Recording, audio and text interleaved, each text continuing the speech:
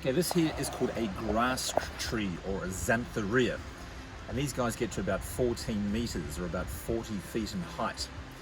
And these stems actually have honey nectar inside them, which is quite an important food source. You can put it into the puddle of water for about 2 or 3 days and make a nice little fermented honey drink out of it. When these trees flower, you get a big wooden stake about 2 meters long comes out of the tree.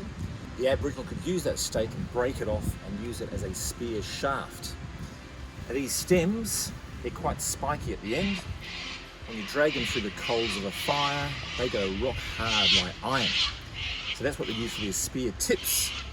So you've got your spear shaft, you've got your spear tip. How do you marry the two together? At the base of the tree, you've got a big tree trunk there.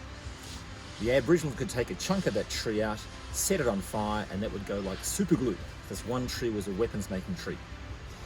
When we get bushfires coming through here, some of our smaller marsupials like bush rats, Antechinus or bilby, they dive down to the base of the tree, head down, bum up, and the bushfire comes along, singes his bum here, and a couple of hours later they jump out, ta-da, survivors. So it's a nice little hidey hole for some of our smaller marsupials. So this is a grass tree.